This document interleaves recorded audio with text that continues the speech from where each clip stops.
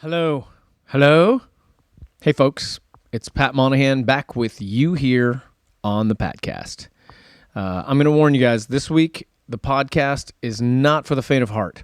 It's a long one, so we're bringing it to you in two parts. Part one today is the story of a life in music. Next week is part two, and we will get into what that life has led to and the many massive songs that this guy has brought into the world. It's kind of amazing. Our guest is Nile Rodgers. Not everyone will be familiar with him, but if you are even a little bit of a music fan, you know this man's work. He is a juggernaut, a triple threat of production, songwriting, and performing, and his resume is so impressive that it's hard to imagine how anyone could get so much done in one career, let alone create so many memorable hit songs. Nile has been back in the spotlight a lot recently, thanks to being a contributing songwriter on Daft Punk's hit single Get Lucky, which was one of my favorites of last year. He actually co-wrote a few songs on that record as well. But his success story really begins in the 70s with Chic, the band known best for the song La Freak and Good Times. Good Times, which was later sampled in one of the first mainstream hip-hop songs, Rapper's Delight, which goes, good times. You know that one. Chic was a major name in the disco scene, but following the popularity of that band, Nile began to lend his talents as a producer and songwriter to many, many other musicians. In either or both capacities, he contributed to the work of Sister Sledge, Diana Ross, David Bowie, INXS, Duran Duran, Peter Gabriel, Madonna, and that is scratching the surface of what this man has accomplished and who he's hung out with. Nile Rodgers has had an insane career in music and one of the craziest lives of any musician we have ever met, and he continues to write and record major songs that you hear on the radio. He was named one of the most important people in dance music right now, and he just recently worked with Sam Smith, Avicii, and Disclosure. He has also gotten back to a very busy touring schedule with Chic, and that's actually how we met him. Chic played right after Train at V-Fest in the UK a few months ago, and we all stood on the side of the stage mesmerized while Nile led his band through one hit song after another. He brought us all up on stage at the end for a Good Times. That song goes, good times, and we hung out for a bit afterwards. He's a super lovely, super sweet guy, and was a great sport about doing this podcast. He invited us up to his house in Connecticut a couple weeks later, and we sat down for what turned out to be the most epic Patcast session we have ever had. He told his life story, which is amazing by any standards, and we played a lot of music. In fact, we played a song that goes, good times. It is very exciting for me, Jerry, and Pergo to bring you part one of this special edition of the Patcast with our guest, the great producer, songwriter, and musician, and human being, Nile Rodgers. What do you do when nobody's looking? Nobody's looking. What do you do? What do you do when nobody's looking? Nobody's looking, looking at you. You got to get it while the getting is good. Laugh when you can, cry when you should. You got to give it till the giving is gone. Do what you can, then you move on. What do you do when nobody's looking? Nobody's looking. What do you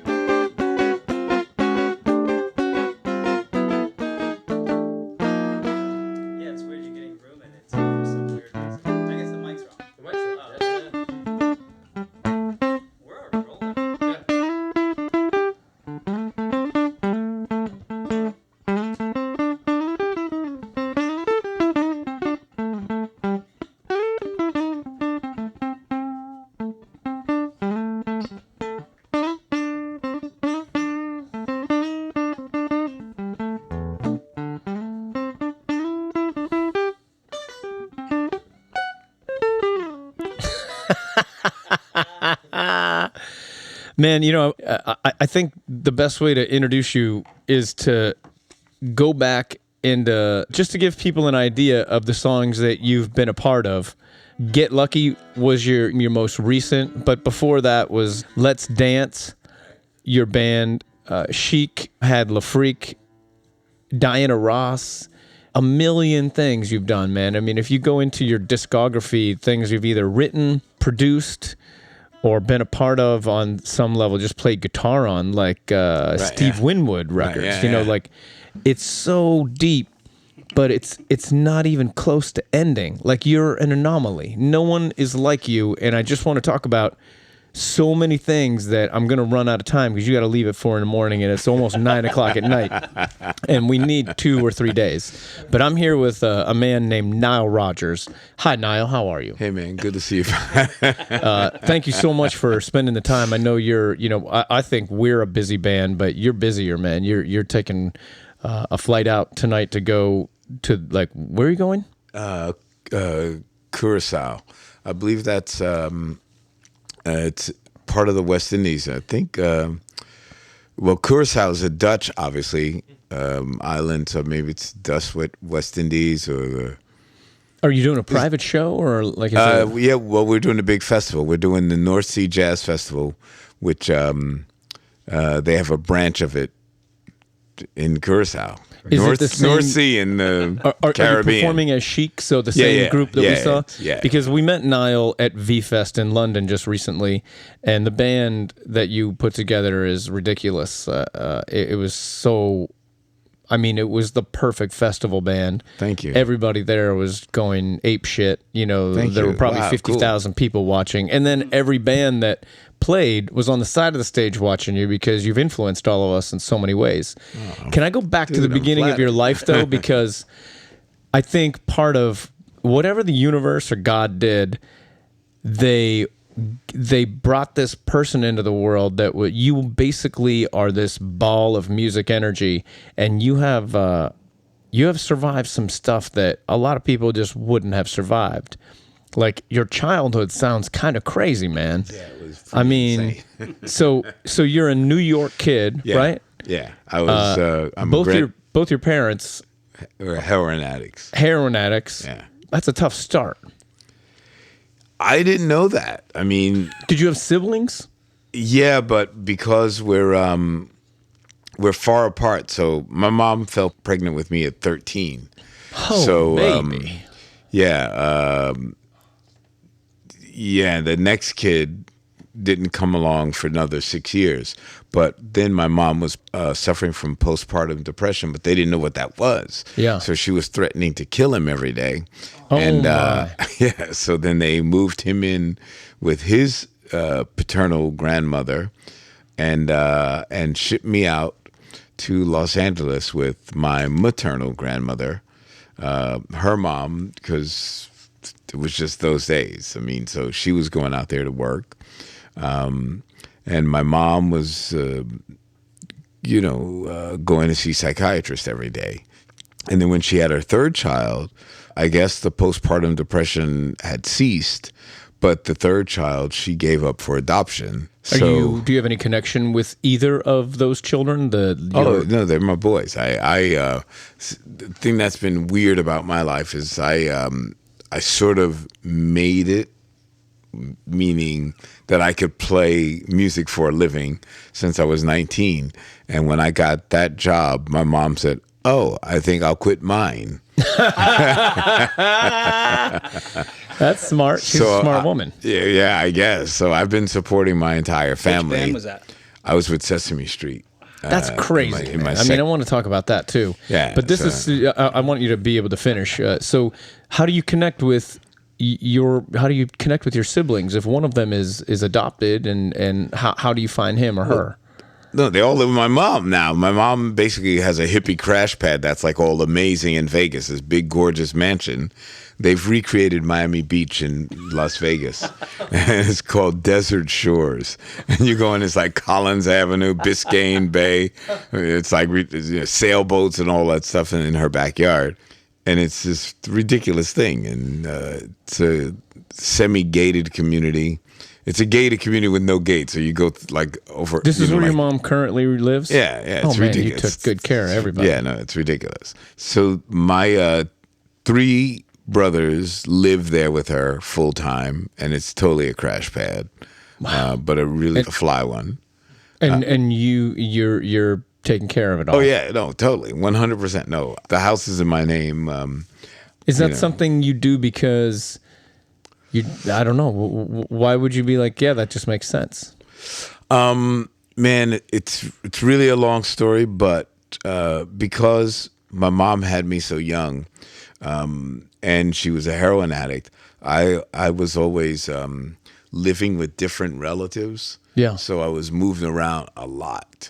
By the time I was 11 years old, I can't tell you, man, I had probably been to 17 or 18 schools by the time I was 11. I used to go to... But why? Not because you were a bad kid, but because you just had to keep moving? No, or? because, heroin addicts, their primary job was to get high. Get high, right. Which takes a lot of ambition. Believe me, and they worked hard at it. They were very diligent. And so when my stepfather was doing well... let me show you how interesting it was. Obviously, my biological father is black, but my stepfather is Jewish. So they were an interracial couple in 1960 in Greenwich Village, but the guy was white and the woman was black, which was a little odd because usually it was the other way around because of jazz musicians and stuff like that. So my dad was like the coolest dude in the world. And he only hung out in the jazz scene. He was really, really handsome, like, central casting handsome, really cool. I mean, insanely cool. And everything was like, oh, wow, man. Hey, he was hip, he was pre-hippie. I was the hippie and he was the beatnik.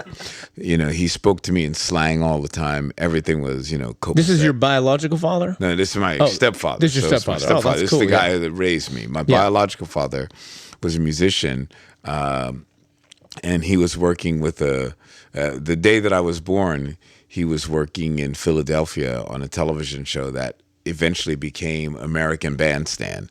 It was this thing called, I don't even know what it was called, the Teen blah, blah, blah, so-and-so, the Philadelphia Teen something with the Paul Whiteman Orchestra. And Dick Clark was the announcer of this America Teen thing, and then it became American Bandstand.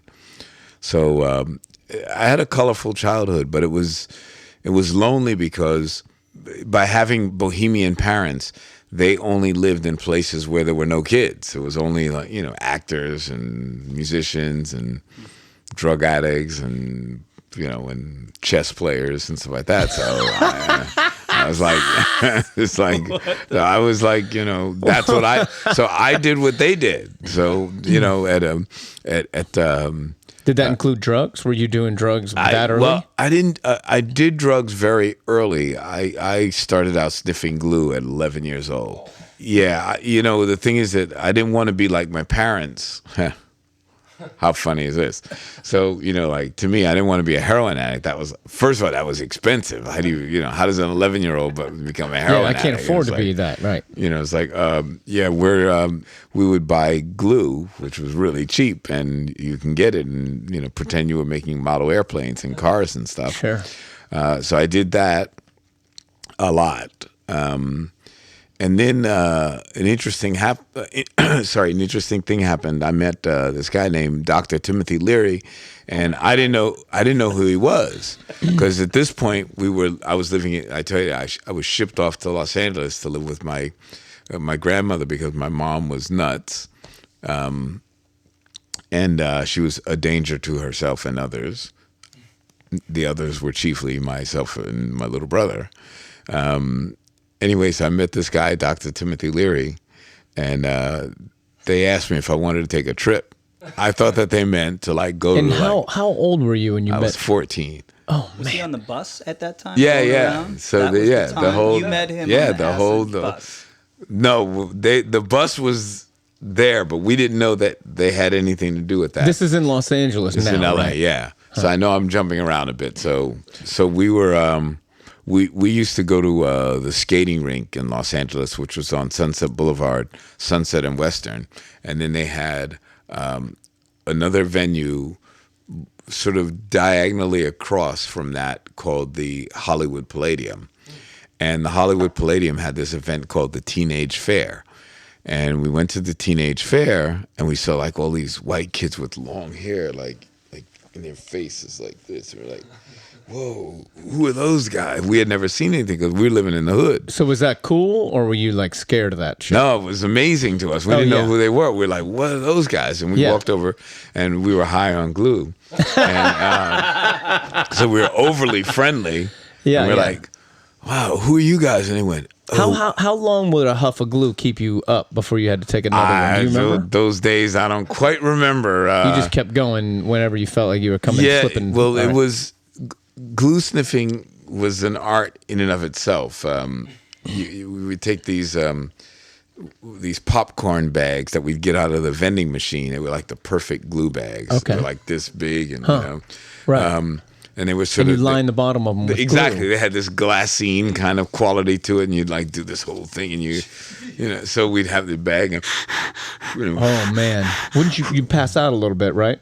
Well, dig that. The very first time I did it, because half of getting high, the whole ritual is going through the whole thing. And like the high getting part is the end. Yeah. It's the whole, like, yo, man, you got to get the glue and line it right and do the. And the very first time the guy was tutoring me, he said to me, the one thing you got to remember is when you can't feel the bag on your face, you have to stop. And the last conscious thought I had before I passed out was, I haven't been able to feel the bag on my face for about 5 minutes. And I was I don't know if you ever saw the movie Clockwork Orange where the guy falls over in the spaghetti. Like I went, passed out and the glue like exploded all over my face. And when I finally came to, and the guy was trying to save my life, and I came to, and it was glue everywhere. And it was like, when you go on a roller coaster ride and you survive and you go, let's go again. So let's go again. Yep. So I survived that and I did it again and it was fun. Or your 11-year-old concept of fun. Right. So that led me to being very jovial and open because normally I was pretty shy. And when I met the freaks, as they called themselves, they didn't say they were hippies, and they invited me up to the Hollywood Hills to take this trip. I thought that was the trip. I didn't know. I had never heard of this thing called LSD. Yeah. So I don't even remember how we ingested it the first time, whether it was blotter or sugar cube or whatever. But somehow we took another trip, an additional trip, and I didn't return home for a couple of days because. So you when you split, your grandmother. There's no cell phones or anything. She just has no idea. You could be dead. No idea. So when I showed up, there were the cops at my house. And was she psyched to have you? Yeah, she was thrilled as to have psyched me. as a grandmother can have, who is probably, pretty disappointed in her daughter, I suppose. You know, you would be at that point, and you'd be like, well, I gotta be with this baby. And then you probably have such a close, you probably had an enormous bond with your grandmother for many years, right? It was pretty terrific. I'm not. So you end up being a gift to each other, but that middle generation ends up being eliminated throughout it. It's a strange thing, but it happens to a lot of kids and grandparents. Yeah, I was Nile Rodgers Jr., so I guess she figured the stuff that she couldn't get right with my dad because he was also a heroin addict, and my biological father was a heroin addict as well. And because he did, he made a fair amount of money, a good living, because he was a professional musician, and he worked in the garment district, which is, my family was all from the garment district. So the Jewish side of my family, they were haberdashers and running clothing stores and stuff. And the black side of my family worked for them. So my father used to, in the old days, I don't know if you remember those coat racks the guys that used to run the coat racks down the street and stuff like that in the fashion district in New York City, and that's what we used to call flying Jewish airplanes. So they called my dad a pilot for El Al. So that was the slang, meant you ran coats from one joint to the next. Yeah. So it was interesting how tightly knit the Jewish and the black community were in those days. We're really my mom speaks perfect Yiddish, as does Colin Powell, because they all went to the same school together. That's insane. Honestly, Colin Powell speaks perfect Yiddish. Wow. And my mom, and at this point, you probably know him, right? No, because Colin Powell was a heroin addict. He went to school. Okay. My mom and him, they just went to the school area. Right. But he was straight laced and together and had his life together, and they were like So Timothy Leary, this is crazy because you don't read much about you meeting Timothy Leary. He gives you LSD for the first time, or his little group of people. And well, it was a little. You're 14. You trip on acid. Yeah, it was exactly. And I can tell you when it was. It was about 2 weeks before the Doors' first album came out. Were you a fan of the Doors? I mean, no, I never heard of the time? Doors. I was totally into R&B and soul music, and the first time I heard the Doors was that day that we dropped the acid, and all the music that we used to listen to was like. Going to a go-go, yeah, no Motown and stuff like that, or don't mess with Bill, no, don't mess, all that kind of stuff. And it was funny because that's what was playing in my bedroom. My little, you have a little record player with the little cute one, with like the little, right, exactly, it had its own speaker, and it's like, so I'd have that in my bedroom playing that, but then I came home. After the 2 days up in the Hollywood Hills, and it was hysterical, man. It was an overnight transformation. So I went from going to a go-go to this is the end, beautiful friend, the end, my everything. And you were into it at 14.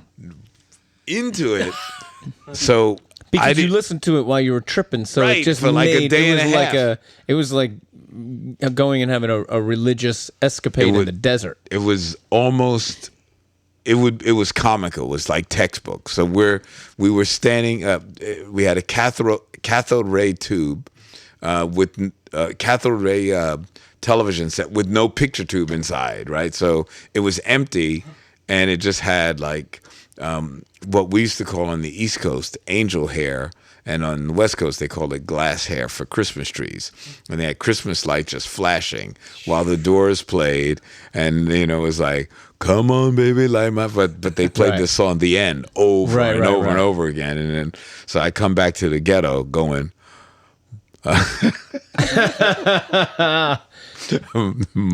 Mother, yes, son, I want to kill you. Father, I want to kill.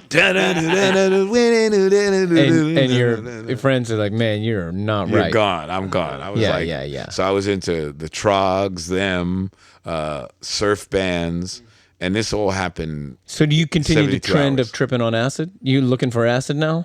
Because this now. So this became our new hangout because in Los Angeles, you could hitchhike everywhere in those days. So we started going to the Hollywood Hills, and the Sunset Strip was happening. I mean, really, really happening. Hippies were cool, and it was great. My whole life changed very quickly. So at that point, I was a classical musician. I had never touched a guitar. I was playing woodwinds in the school orchestra. Really? Yeah. And were you excelling in them? Oh, that may be a very romantic word. I mean, excelling. We were 14 years old. We had a pretty good repertoire. I mean, we'd play, everything from, Tchaikovsky to Prokofiev and Beethoven, Brahms. I mean, we were good. Because in my school, there were a lot of Asian students in the hood. So I was right on the cusp of the Japanese and the Korean part of South Central LA. So there were a lot of Asian students. So our orchestra was pretty good. They took the music very seriously. And did you take pride in it as well, or was it just a time killer? No, I was really into it. So But you were still not playing any string. You weren't playing the guitar at all. Oh, I'd never touched the guitar. I never touched it. And what was really funny is when I think back on my life, I'd never played pop music on a classical instrument. And I don't know why, because I was so into jazz and so into pop. What were some of the jazz musicians that you dug? Oh, my family, because they were heroin addicts, they became heroin dealers. So jazz musicians were around our house all the time. Everybody jazz cats loved heroin. It seemed that way. And pot, the opiate shit. Oh yeah, pot. In my house, in my household, pot was like tea or something. I mean, pot was they didn't even consider that a drug, you know. Yeah, right. And in our day, it wasn't like anything like now. Like now, like I haven't had a drink or drug in like over 20 years, and I stopped smoking pot when I was a teenager because I mistakenly gotten a dose of this stuff called the One, and this was this super concentrated pot that. You know, like it was called the One. And the reason why they oh, you don't know about the One? Check this out. The reason why they called it the one is because you just take a little drop of it and put it on aluminum foil, and you pass a match underneath it, and the fumes that came up, you hit it one time. Okay, you go right. And that was it. You were like, oh, wow, I never heard of that. Yeah, it was super expensive. It was the only people who did the One were drug dealers who could afford it. So my buddies were pot dealers, and it was weird, man. And you tripped out, right? So what happened was they gave me a little bit of the One, and I took it home, and we used to. When you used to smoke pot in the old days, I probably sound really old because I know nowadays everybody smokes blunts and it's like this exotic stuff. But we used to roll joints and when you got to the roach, you would put it in a bin, and it was that was second generation. And when you got desperate, you'd go and undo it, and we'd smoke that. Yeah. So I put the One accidentally in there, not knowing, and that was the last time I ever smoked a joint. Because you rolled all that shit together with the One. Exactly. And I smoked that, and I was tripping out of my brains. It was so powerful because it's super concentrated THC. And my roommate at the time, he was a Grateful Dead fanatic, and they were doing a free concert at Central Park. And I was having a bad trip, and I was begging him. I was clinging to his leg. Please don't leave me, man. I can't stay here by myself, and it really pissed him off that he was going to miss the Dead. But he stuck with me. What a buddy! He stuck with me, and we went outside and sat on a park bench. And then I had read this book, The Teachings of Don Juan by Carlos Castaneda, and that was like every hippie. That was like the handbook. And so he talked about mescalito, the little smoke, and blah blah blah, and all this, all this romantic hippie stuff. And so they talked about people coming down from mescalito, and they would dip you in water. So we filled the bathtub with water, and I went home and dipped me in the bathtub, and that's how I came down. That was the last time I ever smoked pot again. I thought it. Like, this is nuts. I can't handle it. Well, when you look up, when you look on the internet at the things you've accomplished, the first thing is like, as a kid, it says that at 8 years old you spot your father naked on the roof of a Bleecker Street flop house in New York City. Yeah. Well, that doesn't happen to too many 8-year-olds. 15 years old, you're sleeping in subways. Yeah, that makes sense, right? Home, we didn't hear the Timothy Leary thing, but I mean, a 14-year-old probably thought Timothy Leary was cool. But if you look back as an adult and you think, yeah, man, a guy named Dr. Timothy Leary giving a 14-year-old drugs, that's just weird, right? Not to us. I mean, Yeah. it wasn't. First of all, LSD wasn't illegal when it was first introduced, so it wasn't. It was too new, right? So Yeah, it hadn't even been a street drug yet. Yeah, no, it wasn't. It wasn't illegal at all. And he was kind of cruising through the whole West Coast with this shit. Like San Francisco was, like that was a hang for him. Yeah, well, we didn't see. The thing is that we didn't know about it. So when we met him, it didn't mean anything to us to say Dr. Timothy Leary. I don't even think he said that. Somebody else in the room said it. Yeah. And we only put it together after the fact because everybody's saying, "Oh wow, Timothy Leary's here, man," and we were like, Yeah. Who the fuck is that? It's like saying, Yeah. "Oh wow," you know. Santa Claus. Yeah, not even, and we know who Santa Claus Yeah, is. right. Larry So Stavowski. we didn't know who it was.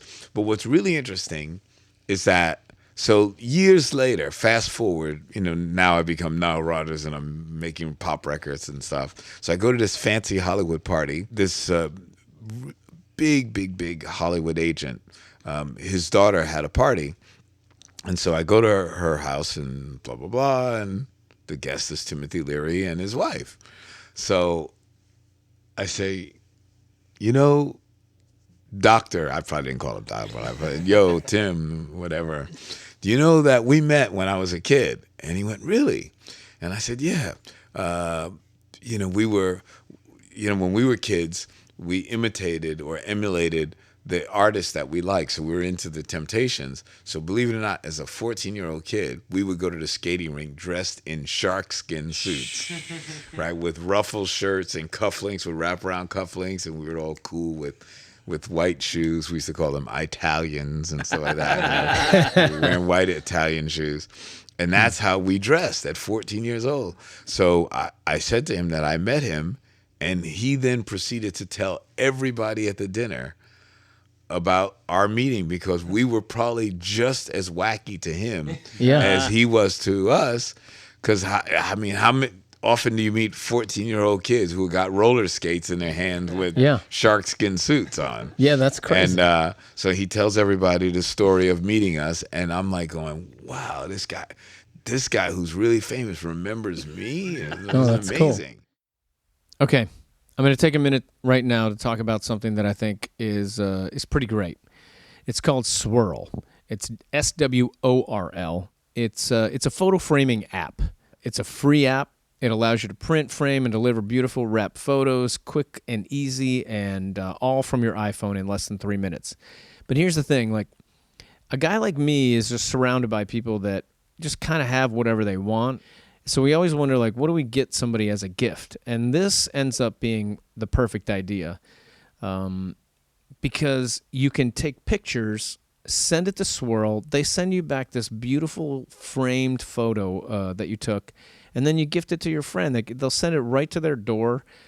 It's a 4x6 all the way up to a 16 by 20 inch photo framed, ready to go for your friends. I send things to myself. Mostly pictures of my face, and to Pergo. I send him the 16 by 20 inch one so he can put that above his bed. So try the free Swirl framing app now and get 20% off your first order with promo code PATCAST at www.getswirl.com. That's www.getsworl.com. So, after all this stuff, this is a pretty crazy childhood.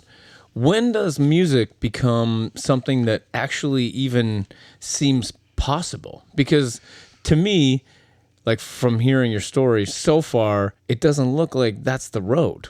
It just looks like you're having fun. Yeah, but I was having musical fun. When did you start having musical fun? I was having musical fun from the moment I can remember because I used to score my life. I would hear music in my head all the time. So either I would verbalize it if there were no people around. If I were walking down the street, it was, bum, bum, bum, bum, bum, bum, bum, bum, and it was adventurous. Sure. Yeah.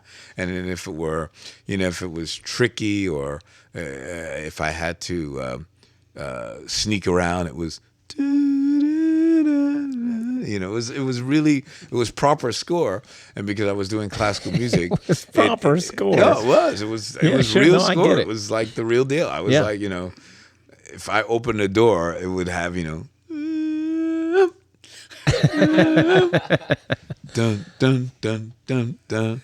Dun, dun, dun, dun, dun, dun. You know what was Yeah. in music school? It was what we would call cartoon scoring, where everything had a, you know, Yeah. you know, that kind of thing. So Right. I was nuts because I was by myself all the time. So music was my companion, and it was always in my head.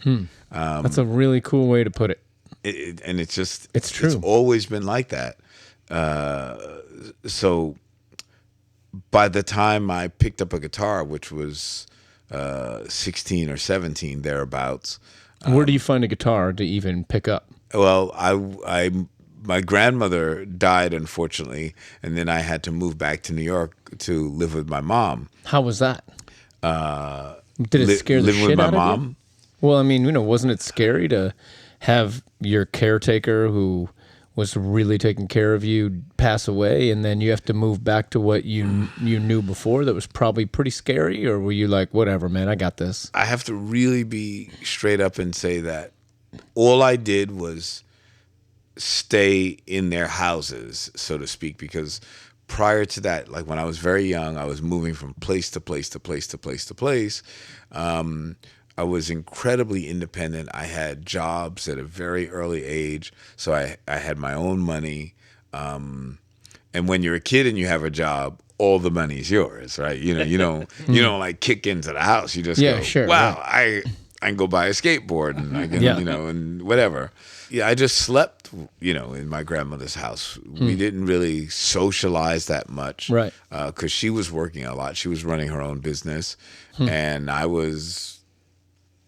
So you moved back to New York, and you're Yeah. like, whatever. Yeah, it was cool. It was fine. I was very, very independent.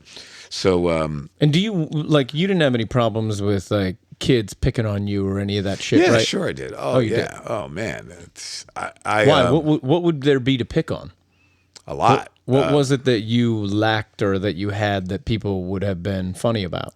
I was very, very skinny. I've always worn glasses. I was born almost legally blind. The reason why my glasses aren't that thick now is because I've had LASIK surgery. But if I took my glasses off when I was a kid, all I would just see was light. You know, I couldn't negotiate Wow, around really? a room. I'd bump into stuff. So I was really skinny because of my mom's and my stepfather's super sense of fashion. They overdressed me. That's amazing. No, because I they love that wanted- shit. So it worked for you, but the kids were like, "Look at that fucking kid." Oh, Like, it was We weird. gotta, the No, first no. thing we got to do is beat him up. Oh, instantly. I mean, I was running. The thing that was great is that I was very fast, and thank God, because I could always outrun them. Did that turn into any athletics at school though, or were you still? It did for a while. I was pretty good on the track team. I was naturally athletic. Even now, I have fast twitch muscles. So, like, I'm going to be 62 in a week or so. But if you played ping pong with me, I still play like I'm I would like take 17 you down years so old. fast in ping pong, man. You think that? You think that? There's a scene of me playing ping pong in Switzerland a couple of years ago, and people went, "That is the fastest backhand I have ever seen in my life," and it's like it's ridiculous. It's ridiculous. So you're a musician, so you're a serious ping pong player. Have you played Steve Lillywhite? You know. Yeah. Yeah. I know Steve. Have you I've played met him him? only once. No, I haven't played him. Oh yeah. Have good. you know John So McLaughlin, a if I guitar beat- player? Yeah. So if I beat Lillywhite, then I'm legit. Oh yeah, you are very legit. If you beat John McLaughlin or Steve Lillywhite, or if you give him a good game, if you beat him, you're my boy. Okay. No, we're serious. It's All right. like, Well, then I'm it's gonna like go. that. I'm gonna go work that out for Oh, our no, next it's- podcast no, session. yeah, no, and I'll you'll bring a love ping it. pong table. So, did you go through high school? Did you graduate high school? No. I in my era of school, especially high school, it was late '60s. living in New York, things were very political. So this is during the time of the Vietnam War. And when I was about to turn 18, I would have been eligible for the draft. So I hung around with kids. New York, we have a specialized school system. So you have these really cool schools like, music and art and Stuyvesant and stuff like that. And you can fashion and art and design and all this sort of thing that you can apply for. And so I hung out at Stuyvesant High School, which was, a science school. And all of my friends were really, really smart. Some of my buddies like invented the first screensaver programs, like Todd Rundgren and my friend Reggie Lucas. Reggie Lucas left high school and joined like Miles Davis. I mean, he was like serious. So these guys are really smart. Same thing. M. Tume went to Bronx High School of Science. So we were all these guys that was sort of these geeky kids, but we were all political. We do things like, change everybody's pictures in the yearbook to like, look like Che Guevara and and John Lennon and Karl Marx and stuff like that. It was like early form of hacking. It was like analog hacking. I went to school with kids like that. So our concept of graduation was we were not going to graduate. That was a political move. Everybody decided no graduation. We're going to boycott. We don't want diplomas. We're too cool to graduate. So everybody boycotted our graduation, or at least a lot of us did. And so, speaking of politics, what was your relationship or what was your involvement in the Black Panthers at the time? I was. Was it about when you were 18?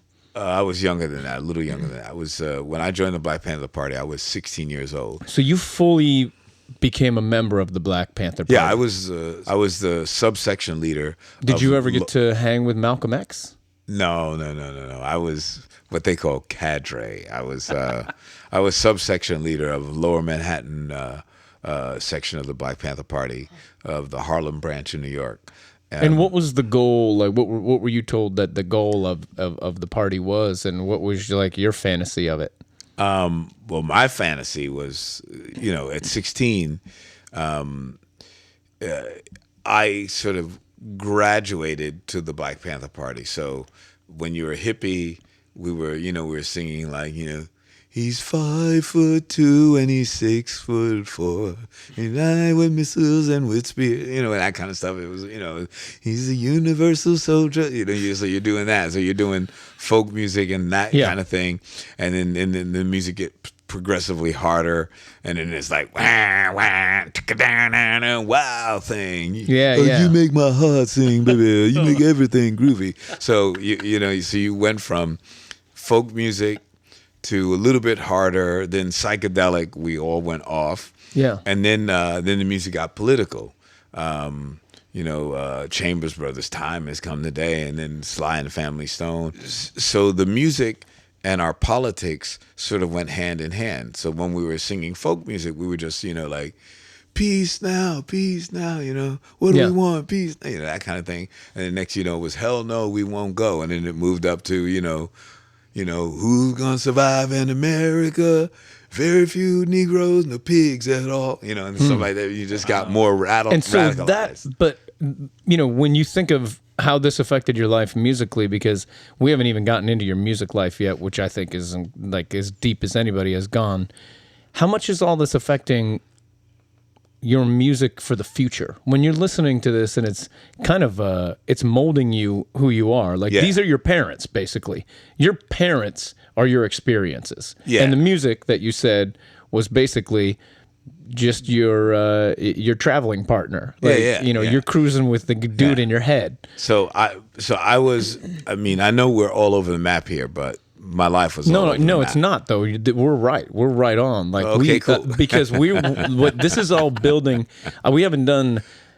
I could spend as much time as you want here because okay, cool. You're right, and you guys are going to edit it, which is great. No, as many podcasts as we've done, we do go all over the place, but Okay, cool. no one that we've talked to, and we talked to very deep people, no one has the career that you've created and that still continues. Like, this is very rare. So, really you giving us this chance to talk to you is an honor for us. Thank I you. don't want to miss something, because I really think, like, psychologically, you're being built into a the world needs your music. And so the universe knows that and is putting you through all these challenges to make sure that the universe doesn't fuck the thing up, because you're the thing that it cares about. And so it's taking care of you through all these. Wow, man! You sure you went? You went like hanging with us, man? But it's true, man. Like you're having these experiences so that it comes out in your music, because that's where the world needs you the most, right? I mean, isn't that what ends up happening? You sort of get it right. We So the Black Panthers and what you've the folk music and Timothy Leary and Tripping on Acid, and your parents are, all these, the jazz that you've been around and the music that you haven't even picked up a guitar yet, and Right. you're in the Black Panthers. All this stuff is forming and creating you as a human, and it's like it's an energy that's vibrating. So let me really try and put a laser focus on this. When you're 14, 15, 16, 17, this stuff feels like an eternity. So I'm going into different things like, full, like I'm into it, but for a couple of months, so by the time I was 16, I had already, so you talk about the Black Panthers, but I had been a Boy Scout, a Cub Scout, everything, Peace and Freedom Party. So, like most musicians, your attention span is short as shit, and that's why you like pop it music seems after long all. then. Yeah, of course. So a month to a teenager is seriously. like 6 years. No, yeah, exactly. Yeah. I So get it. now fusion music was coming into existence, and And are you one of those kids that you're like, I got to know what is next? Like, We how didn't- kids now are like, once the new band is not a new band anymore, fuck those guys.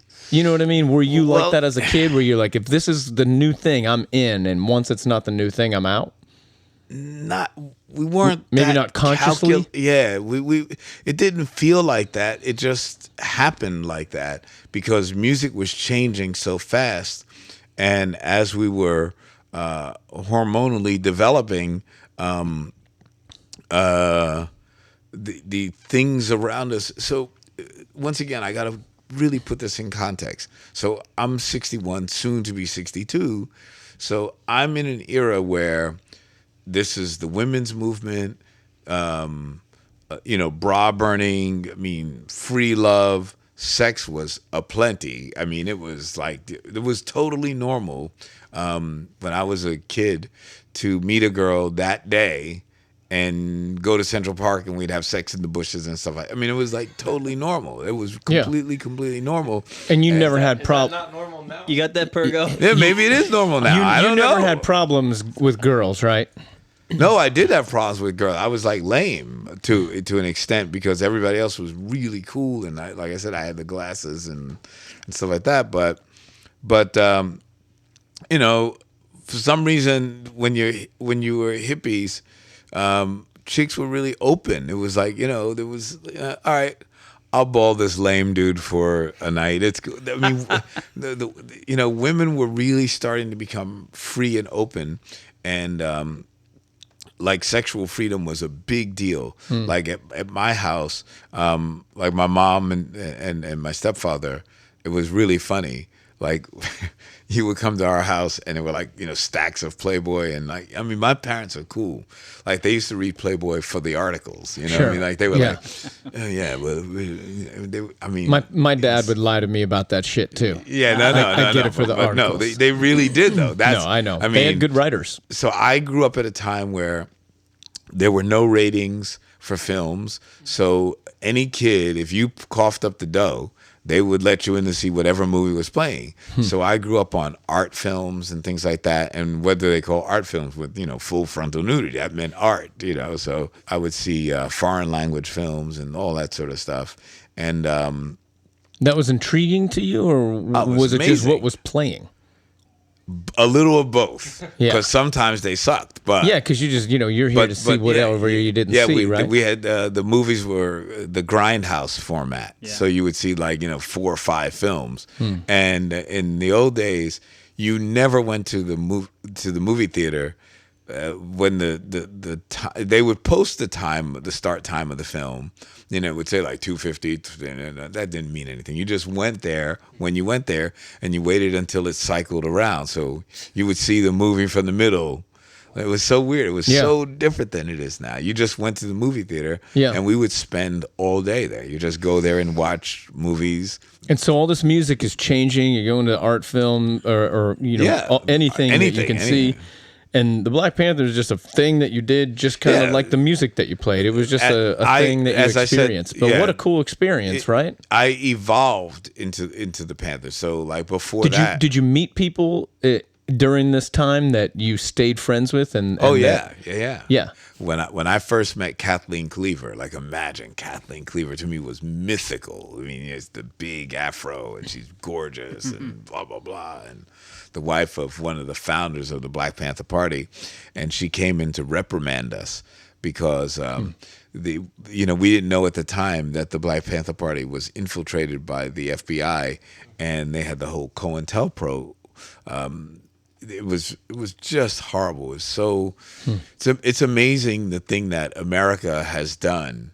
My stepfather, he was drafted into the service during the Korean War, and the American public they weren't into going to war after World War II. It was just that's the last thing. I mean, America was prosperous and the growing middle class was happening.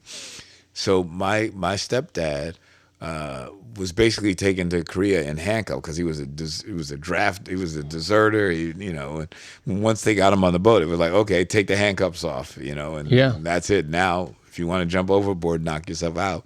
Wow. So he went to Korea in the very early part.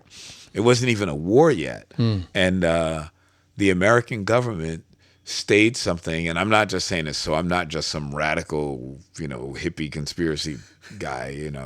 I've become a lot older and a little more balanced, but you can read about this. My father was there to cover this thing because he was a pacifist, but they still drafted him, called the Daejeon Massacre. And the American government and the South Koreans murdered I don't know if the Americans murdered them, but they certainly stood there and watched while they massacred some huge amount of people. And they said that the North Koreans did it so that they can get Americans all like, wow. And I remember my mom, would also go to movie theaters, and they'd see these newsreels, and Humphrey Bogart did this thing, the Daejeon Massacre. We have to go take it, and we got to avenge the Daejeon Massacre. And it was all bull. I mean, they killed tens of thousands of people, like they killed their own people. And when you look at the map and you see how far Daejeon is from North Korea, you're like, wow, they got down there and nobody saw them. It was like you didn't see this big army marching down there that was strong enough to kill 20,000 But you never people. were drafted. Oh man, come on! No, none of my friends got. We all were, we all knew how to avoid that. How did you avoid it? Well, I was fortunate in that I was born on September 19th, and the year my draft number came up like 236 or something, so I didn't have to worry. Because it starts with January? No. It's a lottery system. 1952 is the year I was born, and it was a leap year. So people who were born on February 29th, I think their draft number was like 2 or 3. So you would think that oh man, on February 29th, man, I'll never get drafted. Yeah, I'll never get drafted. And it was like 2, or honestly. Oh shit! So September 19th. Because I'm February 28th. I would have been. I've been lucky. No kidding. Wow, I'd have been real lucky. You got it close. Yeah. There. So no, but it didn't work like that. It wasn't like 29th was number 2 and then 28th was 3. It was whatever. It was a total lottery, but it was just that random thing. So I wasn't eligible because of my high number, But everybody at my school, they would do things like they would take drugs to super elevate their blood pressure. They would go in and they'd be ultra radical and say, you know, man, I want to go organize the brothers and blah blah blah and do, you know, revolution. It's funny because now that I'm older, people think that we were these super radical guys, but the super radical guys were not the black guys. It was always the white guys who could get away with everything. All my friends were like in SDS, and they were the ones who had the bomb factories and stuff like that, and they blew up, you know, on 11th Street, that famous townhouse. Those were all my buddies, and I was like going, it wasn't Black Panthers. It was all those rich guys, and you know, and Yeah. it was like, oh, let's blow up our parents' townhouse. Crazy. That's crazy. Now it's like worth, you know, like $40-50 million. Then it was like, oh, let's blow this up. Yeah, right. And so you're past these phases. This sounds like when the guitar starts to come in. So for you. so at that point I was starting to now play guitar. When I came from LA and I got to New York, I started playing guitar right away. I was around. But it sounds like you never took a lesson. And I don't say that because you don't play great. I say it because you're just so different than anybody else that it sounds like you just kind of created your own thing. No, but, I took lessons big time. Oh, really? Yeah. Oh, cool. Yeah. I studied at Jazzmobile, and then the teacher who was my teacher at Jazzmobile was a pretty famous guy named Ted Dunbar. He joined the Tony Williams Lifetime after John McLaughlin left. He became my private teacher for jazz, and then my private teacher for classical was a guy named Julio Pro. Wow, who was so you also put a amazing. lot of time into. Oh no, I was dedicated, and plus, remember, I had a job, so I could afford lessons. Wow, man, you paid for your own lessons. Yeah, absolutely. I worked in a guitar store, or I used to be a guitar repairman, so I used to fix guitars. Really? So I took lessons. I was This quite is back in serious. New York now too. Now I'm sorry. Yeah. So because I moved back after my grandmother died. At that point, I was very self-sufficient. I ran away from home and I became a runaway, and I lived the hippie life in what we used to call communes and crash pads. So and we go. You out mean like your mom has? Yeah, well, my mom has the $1 million crash pad. It was like, it's the fly That's crash pad. That's the kind of crash pad you go to now. With the Lexus and the Rolls Royce. No, my crash pad was an abandoned building that we squatted in. Yeah. And no electricity or anything like that, or we jury rigged the electricity from the building next door or something. And we panhandled, and and I learned how to panhandle in a bunch of languages, even sign language. And so you're taking lessons, and I there's so much to cover. I just don't want to miss stuff because I have so many questions. We'll be here all night. and so you learn how to play guitar. What is your first experience or band or partner that leads you to the road that you're on now? Like, what is the first moment? So what happened was I was doing the jazz Sesame Street thing, and that was great. How do you get the Sesame Street thing? Like, what is that about? That's like a traveling Sesame Street band? Yeah. I auditioned and actually got the gig because, believe it or not, it's hard to play Sesame Street music. It was all, so the charts... Scoop doop doop. Yeah. So it was hard stuff. So that's just the theme song. We had to do who are the people in the neighborhood and all that kind of stuff. Did you do 1, 2, 3, 4, 5, 6, 7, 8, 9, all 10? that stuff. Come We did on. everything. Yeah. We did. We did everything. So I got that gig because I was the best reader that auditioned that day, and they were going out on the road.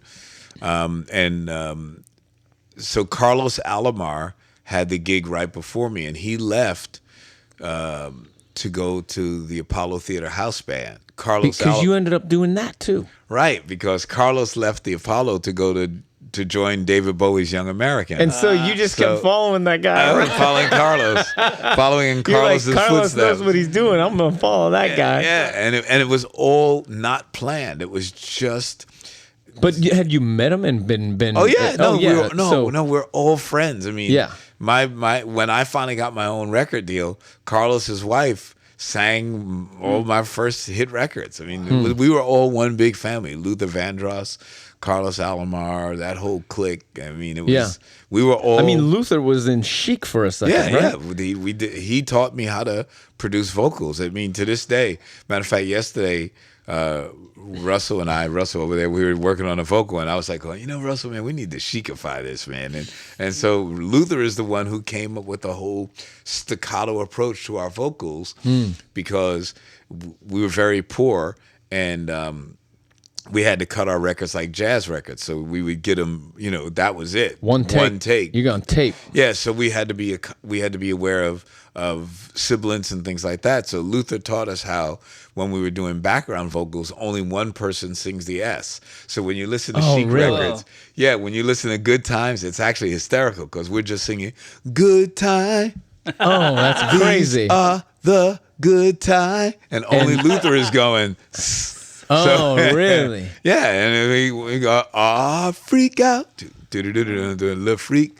Say Chic. We're backing off the S's, right?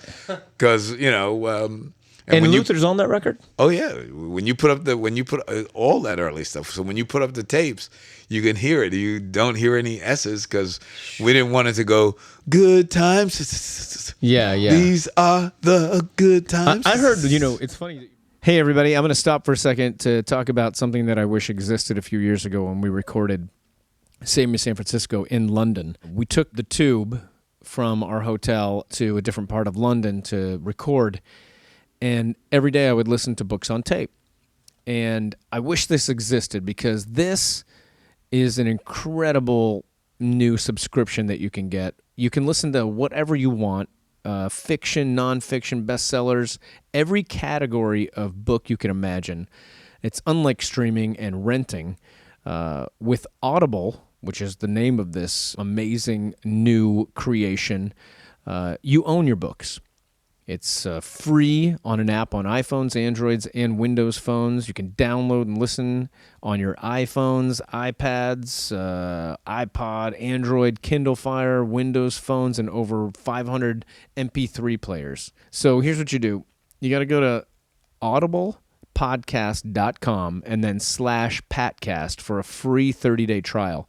If you don't put in the Patcast, you're probably not going to get 30 days free, Joe. Why try Audible? I don't know.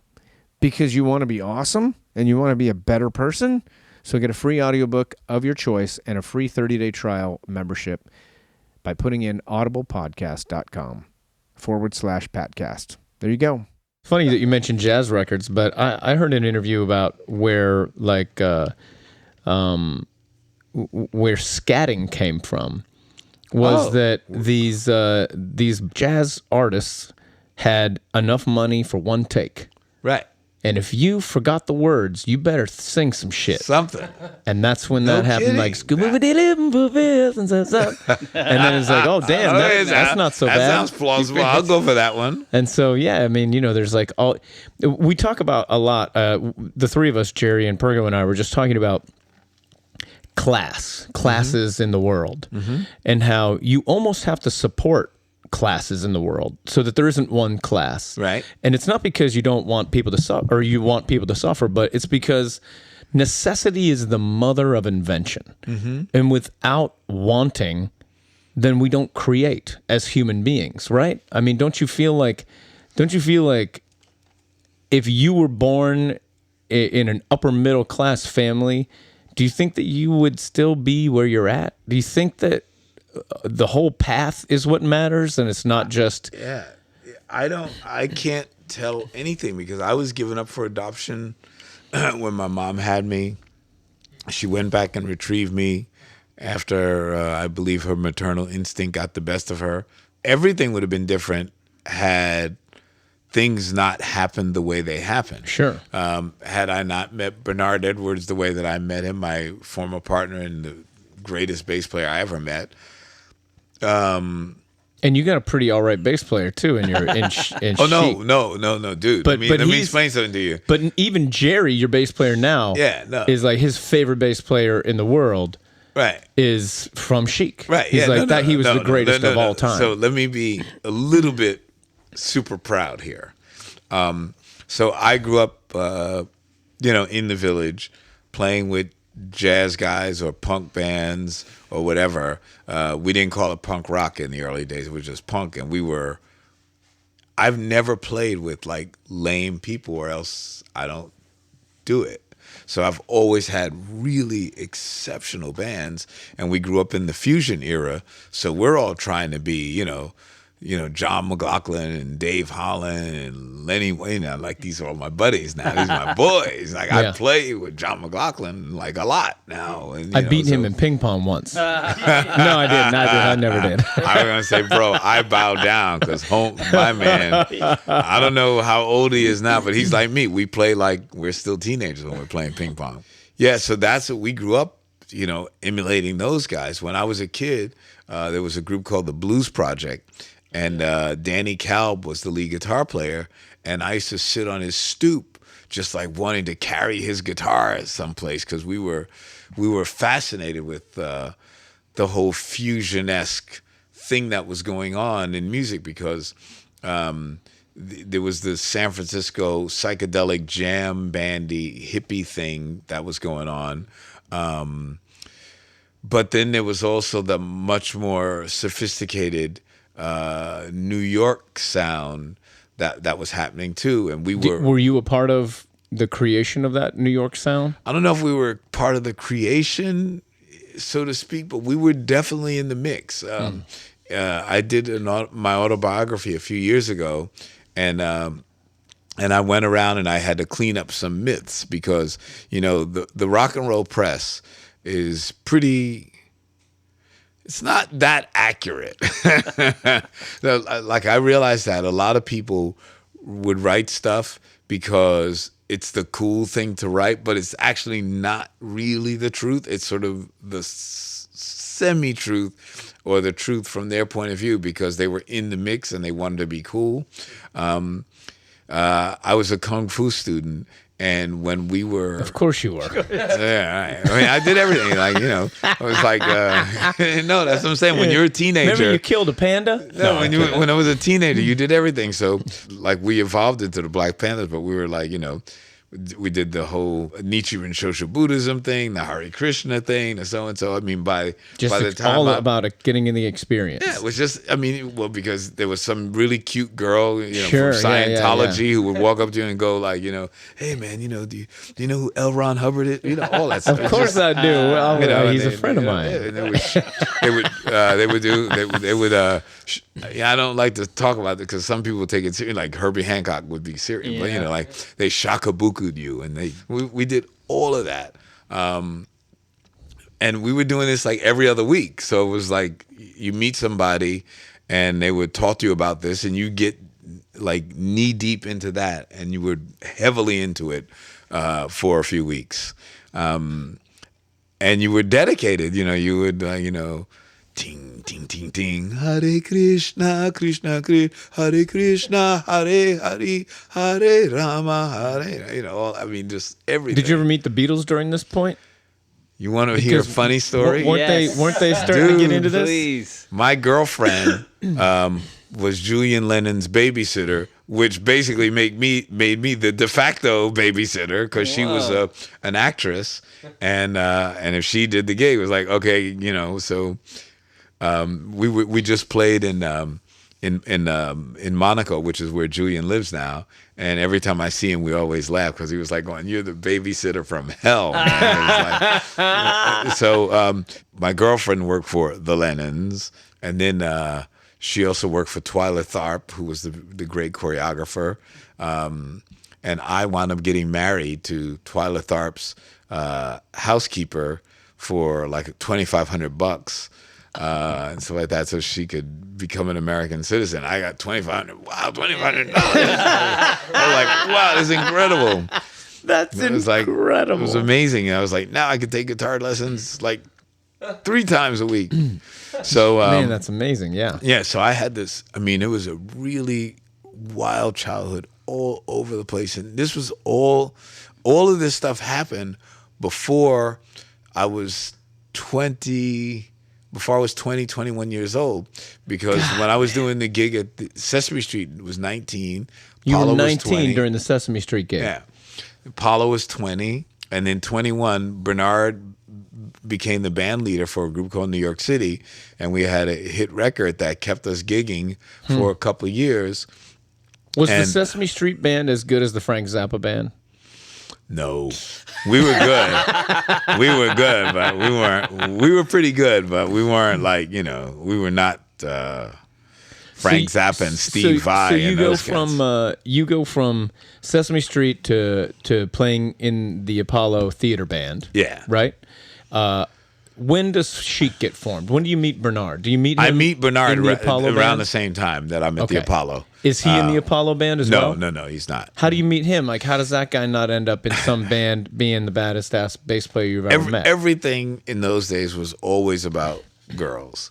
So my girlfriend, who was the babysitter for the Lennons and Twyla Tharp and blah, blah, blah, and an actress herself, her mom worked at the post office, and her mom was super, super, super into jazz musicians. So she was like the female version of my stepfather. So she was the cool white chick who only dated cool black jazz musicians. My stepfather was the cool white dude who only dated black women. So she was, they used to call her Betty Boo. I mean, she was like the hip chick in the jazz scene. As a matter of fact, when I finally made it, I gave her money to open up a jazz club. She introduced me to Bernard Edwards. She said to me, so I left this part out. I ran away from home young, so I was living with her as a teenager when I was going to high school for a certain while, because I was going out with her daughter. Holy shit! She's like, "Come on in." Yeah, so Wow, that's crazy. Man, life was cool. We were. Yeah, man. People were really Cool different. and crazy. No, it was fine. Yeah. When I see people now and I hear them talk about things like stranger danger and all this I went, guys, I traveled across the United States at 7 years old by myself. 7 years old? Yeah, I was 7 years old when I first came. When I was transported back to New York from LA the first time. Yeah.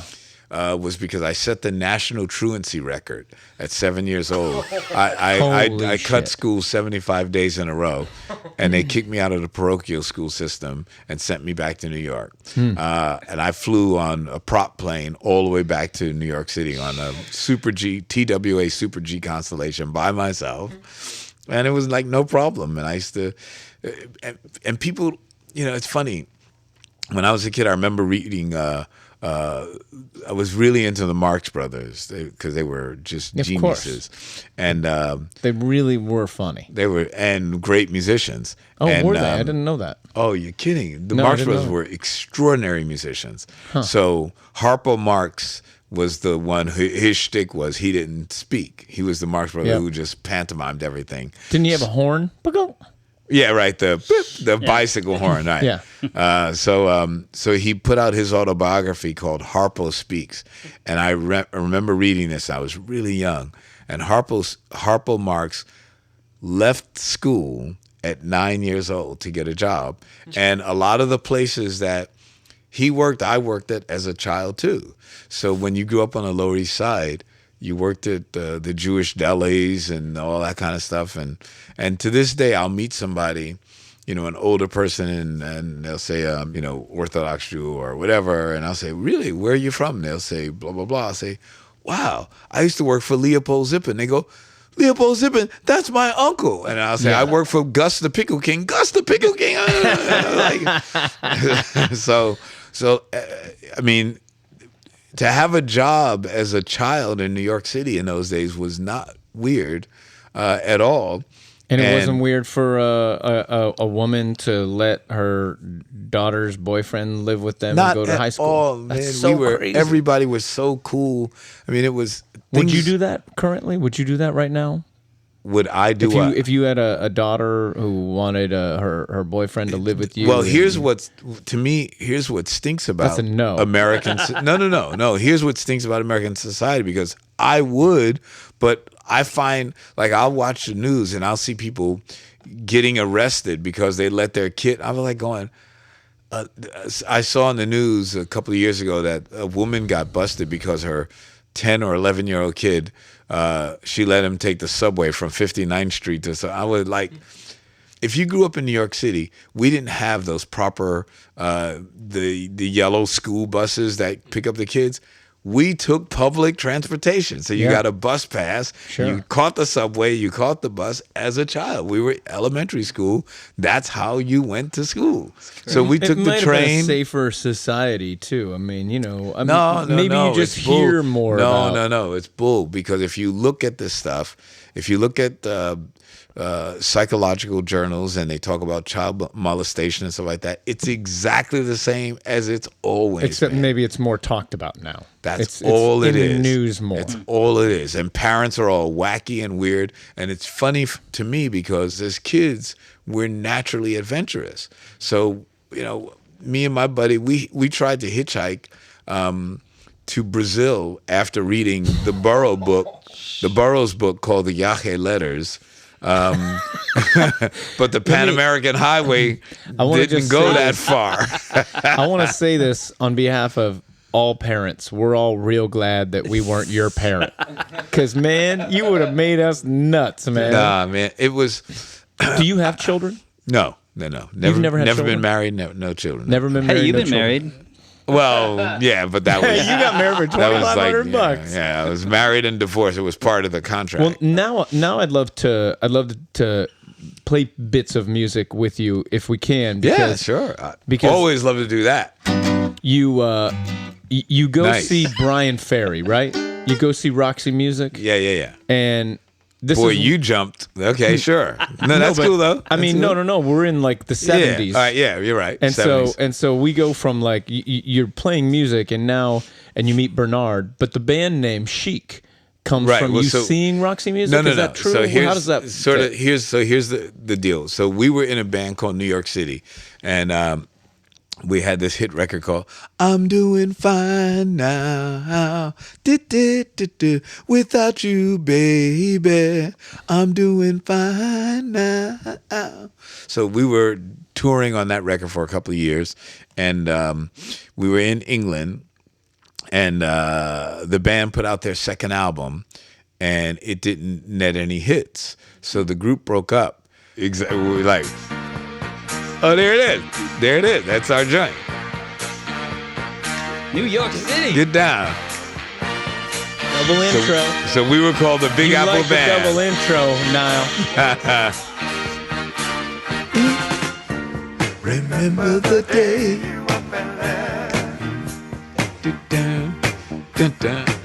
Who's in this band?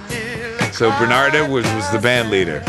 And You're still doing the whole Nile Rodgers guitar lick. right. Yeah, so this was Tom Bell was the producer here. Oh, okay.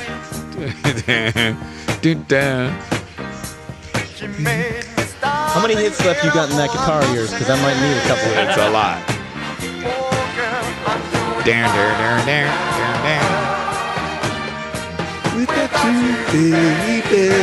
Cool. So how big does that song get? Pretty big. So we were gigging for 2 years on that. And as a matter of fact, by the end All of... over the world or U.S.? All over the world.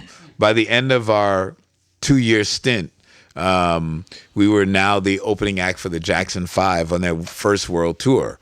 And Did any of them ever talk to you? oh yeah, no, Michael and I became like super good friends. Matter of fact, Wow. like I know all the guys. And which one's Michael again? Can I ask you, because I've been dying to ask you this question, were you a friend of his guitar player, David Williams? Absolutely. I still get phone calls from and emails from David's wife because now, you know, with royalties and stuff like that, and you know, all She needs some guidance on how to handle that stuff. Yeah, I still You guys, get calls. do you feel like you have a similar guitar playing technique? Yeah, or vibe? absolutely. You know, David I met when he played on my solo record. Mm-hmm. And all the stories that you were telling me, just a lot of them reminded me of David. He was probably a little bit older than you. A little older, yeah. And he he talked about going to, just for people who are listening, David Williams was really a very influential part, I think, in Michael Jackson's music. Absolutely. And he played things like chicka down, tack down, Yeah, yeah. and those guitar parts. Yeah. And he used to say, man, I don't play white people chords. I don't know what the hell that shit is. But he had his own thing. It was so crazy. And I got to sit with him a little bit. And he broke my heart a lot because he talked a lot about having gone to Vietnam. And he was part of the Young Bloods. Right, So when he got there, everybody called him Young Blood. It was the first time he smoked pot and also smoked heroin. He said, you went there and you stayed high. Yeah. That was the only way. That was the only way you could survive because it was so loud. There was always bombs going off. You couldn't sleep. The bugs, everything was bad about Vietnam. And then he told me, he was like, man, I feel like I got to go into the vet hospital and talk to some people because I've been having these urges to kill people. Right. And he was like, not like you think, like, hey, I want to go out there. He's like, but when you kill somebody, you feel this thing, and now when I'm in traffic and stuff, I don't want to hurt them. I want to end it for them. He's Right. like, I'm aware of that being a problem, and I was sitting there having lunch with him, thinking, I don't know if I don't piss you off. I don't know if you're sending me a signal here, and I need to talk to you differently in the studio. But I was like, "Do you mean me?" And he was like, "No, man. I love you, man. You're great." Wow. But I felt so sad for him because I was literally hearing what it's like to go through war and never be able to leave it. And I felt so terrible for him. And if you were his friend, did he battle that the whole time that you knew him? See, we didn't have to deal with that part. We didn't talk about that much because my stepfather's story was the same thing. So he was drafted into the Korean War and he became a heroin addict. He never did drugs in his life until the war. And after that, he never stopped it. As a matter of fact, when I interviewed him for my book, he died a few months later. He died, as he used to say, I'm the world's oldest living dope fiend. And he was all proud of it. I mean, it was like, but he had never, and he did not lie to me. When I interviewed him for my book, he says, I promise you, I never touched heroin until the war. And what happened was, he was a pacifist. He always had visions of being killed the very first day on the battlefield. And guess what? The first day on the battlefield, he stepped on a landmine and was blinded, and he was wrapped from head to toe. He couldn't see anything, and he just had a morphine drip. And he was, and this was the invention of the MASH unit. And their concept was, they believed in sort of, I guess, mortality, rather than morbidity. So they just like get you to the thing and save your life. But meanwhile, you had like your legs were chopped off or what have you. And he was blinded and he was just wrapped up and had the morphine drip in his arm. Did he get his sight back and everything? He did. He wound up being amazing. And then they put him back on the field, right? No, he was discharged. Because by the time they let him go, he had just gotten his sight, but he wasn't together. And he was addicted to drugs. He was a pacifist. He was. They couldn't use him for anything except taking he wasn't going to pictures. shoot somebody. Yeah, and he could dress you to the nines. He would like come in and like, excuse me, sir, your tie is a little off. You know that the size, the width of your tie it should match your lapel, sir. He was that dude, and he was like, he's like cologne. He'd have cologne on the battlefield. It was like, it sounds like you really loved him. He was awesome. My stepfather was an incredible guy. So anyway, we'll get back to Jackson 5. So right, we're the Jackson opening 5. act for the Jackson 5, and Michael and I strike up a friendship that was just extraordinary. And the main reason why is because I'm a hippie. So this was when the black bands were starting to become much more influenced by the white bands now. So the bands were, especially after Hendrix and the Chambers Brothers and Sly and the Family Stone. This is interesting. This is a really interesting shift because so far, I think all bands, all these white cats from all over, from Elvis, everybody you can think of, Bob Dylan, all these cats, no matter what their music sounded like, they were influenced by all the black musicians. Right. All of them, right? That's right. So what was happening, that there was a real seismic shift here, because after the Beatles, you weren't really relevant unless you wrote your own stuff, right? So, that's why the Monkees, had their big disaster, because once everybody found out that the Monkees weren't actually playing and doing all that kind of stuff, it was like, oh, man. It's kind of the opposite today. Right, yeah. Where if you write your own shit, you're a nerd. No, well, it's funny. Now it's gone back to, as Peter Gabriel says to me, no, it's almost as if the Beatles have never existed. Because it's like, the record companies pick your stuff. And That's it's right. like, Wait, it'll come back around. But it's going to take a minute.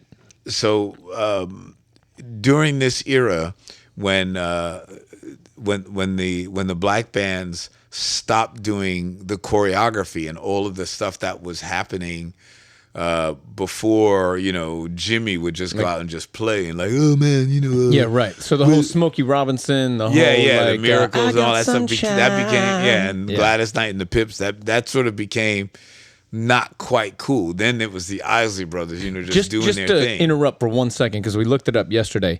What is the version of Heard It Through the Grapevine that you consider the hit version? Is it Gladys Knight or is it Marvin Gaye? They're both important. Oh, wow. Yeah. It's my pacemaker. Yo. It's Peter Gabriel. Sorry about that, bro. How are you, bro? Yeah. Doing all right? Oh, yeah, right. Well, actually, I'm in the middle of a podcast with the guys from Train. If you consider it tonight, sure. Oh, sorry, man. I'm still thinking of it as tomorrow. You remember Pergo? Okay, cool. I don't know if I'm that good. Yeah. You got it, bro. Good to see Later. Feel free to just scream in anytime. So you were just going to tell me you think both of those records are important? Oh, yeah. When we look them up, Marvin Gaye gets the top listing, but Gladys Knight was the first release. Yeah. Well, I mean, you think that's one of the greatest records of all time?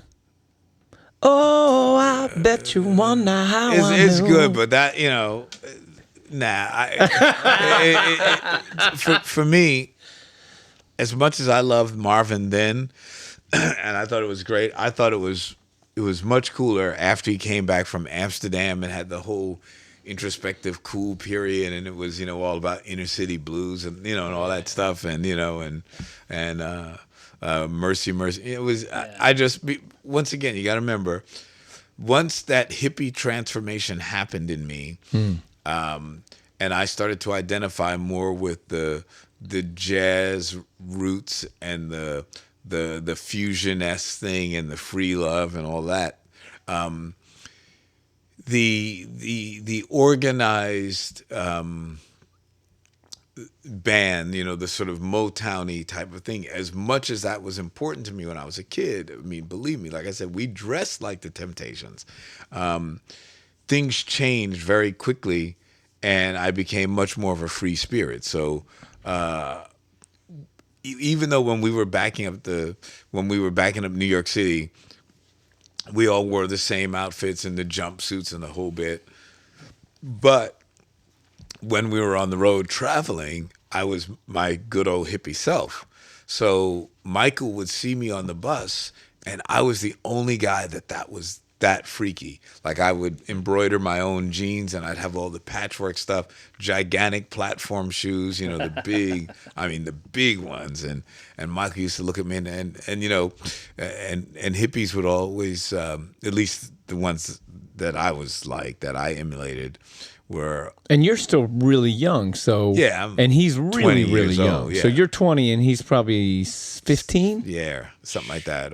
Yeah. So you're closest to age probably too, where he's looking at you like, man, that guy's cool, man. Yeah, he thought I was exceptionally cool because I was the only guy in my band that was a hippie. Everybody else was real R&B. I think he took your clothes and used them in the Whiz. Yeah, no kidding. It's true. He looks like what you're describing. I'm telling you, he used to love my clothing. He was like, wow, man, I want to wear that. And so what I would do on the bus is I would read these what we used to call head comics, right? The Fabulous Furry Freak Brothers and all that stuff, but his father was like really a tough guy and really tyrannical, and David said that he only looked him in the eye once. really, He said there's something that lives back there that I don't ever want to see again. yeah, Joe was pretty tough. But the thing that was funny, the reason why Michael liked me, and this is the truth, and anybody you talk to, if you talk to somebody and they say, oh yeah, I've been in the room with Michael Jackson and Nile Rodgers, and you'll see that they'll tell you this.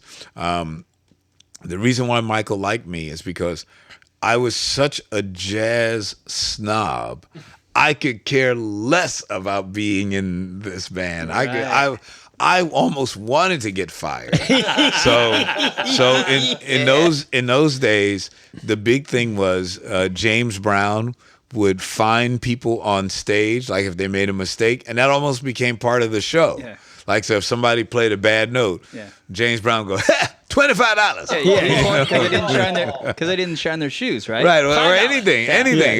So it became part of the shtick. So I don't know if he actually would find them, but it became part of the show. But like, if he played doom, stop playing all that jazz, $15, whatever. Oh, the fines were real. Okay, so okay. Where fines are real. Cool. So he would do that. He'd actually find people right there in front of the audience. Yeah.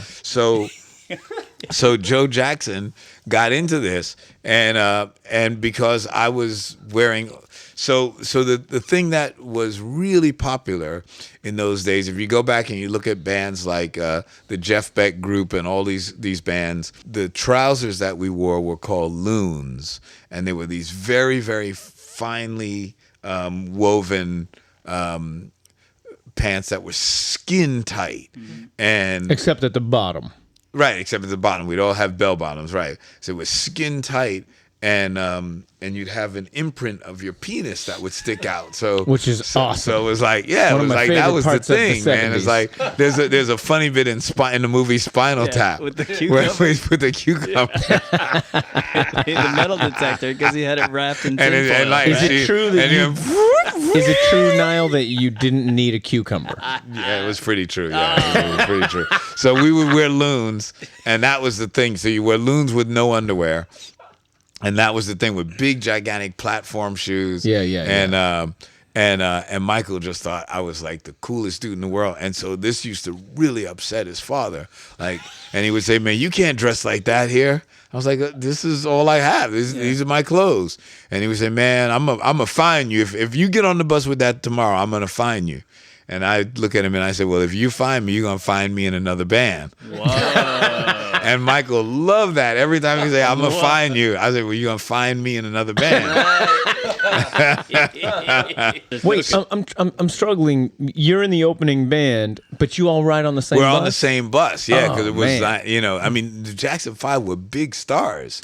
And I mean, you're really like, big I stars. don't give a shit about this gig.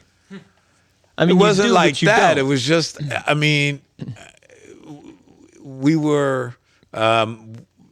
You don't it was care so part- much that you're willing to adapt to whatever the Well, thing it is. was during the whole hippie era. It was all about individuality. It was like, oh man, like I have my own style, my own groove, man. I'm doing my own thing. That was it. We're doing our own thing. I'm doing my own thing. So, Still comes up once in a while. yeah, so Hey man, just do you. yeah, man. I mean, so the whole concept of wearing uniforms used to bug me. Yeah, like, yeah. And Jackson 5 wore uniforms, and we had to wear uniforms. So the last thing I'm gonna do in my leisure time is let somebody tell me what to wear, especially when I have all this cool stuff. My embroidered jeans, and like Hendrix would say, I'm gonna wave my freak flag high. You know? So you would have to wear something different on stage. You wouldn't contradict what he wanted you to wear on stage. Yeah, no, only no. in your day. Yeah. Just Oh, this was shit. just traveling on the bus, and this was like so we were in these weird cities, and they weren't very nice to black people. If you went to like the Waffle House or something like that, or the only thing Denny's, it was like you'd have to hope they feed you. But thank God, Really, you have. you were dealing with that. Well, thank God with Michael Jackson. So the Jackson 5, it was like, okay, cool. They were famous. They were really famous.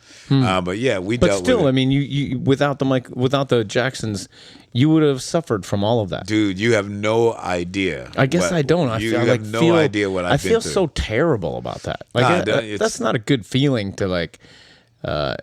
Well, you weren't doing it, but It is his fault, though. Yeah, right. No, it's people. It's funny. I try and explain to people the insidiousness of racism and how it works in America in a way where you don't even realize it. It's just all over the place, and I'm like I said, I'm going to be 62 soon, and even now I get on an elevator. I'm really pretty rich. I mean, the house that you're in now, this is just like It's a nice where house. this is nothing. This Oh, okay. this is the ghetto here. This is not my apartment in New York is like a museum. So this is where we do our music and hang out and stuff like that. Yeah. But it's this neighborhood, the houses go for like millions and millions and millions of dollars. But even still, if I get on the elevator next to somebody and they get all nervous, then I'm like going, guys, I'm like 61 years old. I'm not gonna rob you. I'm like pretty well off. I mean, I don't need your credit card. I think they're looking at your tight pants. yeah, or something. It was weird. So it's just a strange thing that even now I still live with that. Like when I'm flying, because we fly all the time, we're gigging constantly. Right. When I go to the bathroom, and it's the truth. When I go to the bathroom, I make it a point that I clean up the bathroom, because I say to myself, when I come out of the bathroom, I say, "Oh, the black guy, he made it all," because white people just go in the bathroom, they don't even think about it. It's That like sucks. it's like white privilege. You don't think about stuff like that because you don't have to. But I walk in there, I go, I'm there like going, this guy probably made the bathroom filthy, so I'm cleaning it up. Jeez. It's funny you mentioned white privilege. There's a song on our new album that I've talked about one other time in another podcast called "Give It All," and the first line of the song, a lot of people have wanted me to change because it talks about race. And the first line is, when I think about my problems and I truly understand in a world like this, being a white man, I'm not sure that I know pain, but I know that I would give it all for one more night with you. And people have been like, oh man, that sounds racist. And Wow, I'm like, interesting. man, that racist. Right. We get away with shit. And I just feel like in the song, I just am admitting like, hey man, I know that I haven't dealt with the same pains that other people have, but with what I do have, I would give it all for one more night with you. And so I just was confused. And so when I ask the people that I love who are not white men, Right. they're like, fuck that. You can't change that. That's real talk, Well, see, and that what's- matters to me. But see, what's really tricky is that sometimes people don't understand artists. They don't understand that an artist's point of view could be a very holistic point of view or very, very specific point of view. And a lot of things make people feel uncomfortable because they interpret it through their own filter and their own lens, and they don't understand your filter. Right. When I did the record with NXS called Original Sin, the chorus that they had written was "Dream on white boy, dream on white girl, and wake up to a brand dream on black boy, dream on black girl." But because of my own home situation, I said to Michael, Michael, don't you think you'd make a huge statement if you said dream on white boy, dream on black girl, dream on black boy, dream on white girl? And he was like, wow, I never thought of it like that. Right. It's a perspective that you just need to be reminded of. Yeah, It's not your own. And here's the truth, man. So I got Daryl Hall to sing on that record with us. And his manager at the time was Tommy Mottola. Whoa. And Tommy said to me, he said, man, what are you trying to do? You're going to get my artist killed. And I was like, Tommy, I'm going to get your artist cool. I said, no, Daryl was cool. I said, Tommy, we're making a record, and artists are, as Harry Belafonte says, which I think is wonderful, he says, are the gatekeepers of truth. And I said,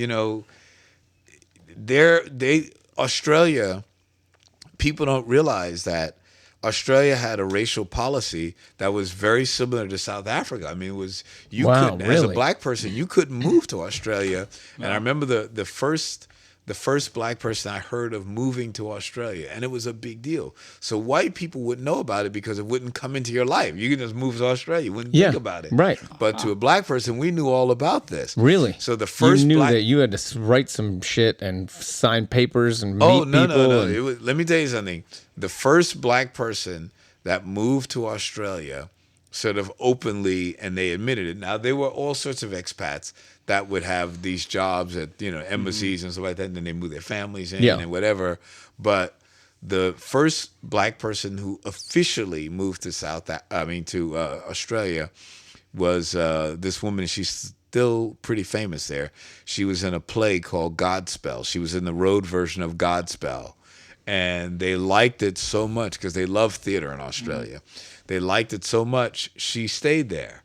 And that opened the floodgates. Like, hey, a black person moved here legally. Wow. And when Chic, we could never get any gigs in Australia, even though I've had 7 #1 records there.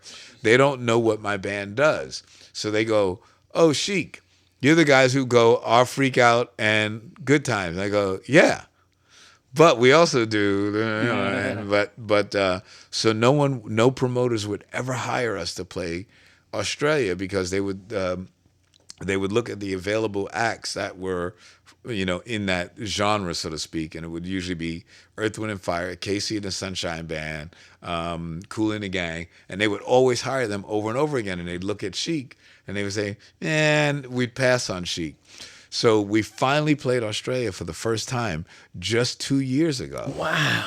Totally. So, can we play a little bit of... Ladies and gentlemen, we hate to end so abruptly, but we are still prepping part 2.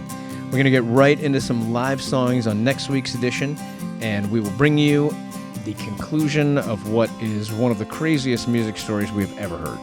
So make sure to join us next week right here, and in the meantime, we will be posting some more pictures up at Patcast Podcast. You can also check out Nile. He has a great website, and he's always on Twitter. More on that next week, right here on the Patcast.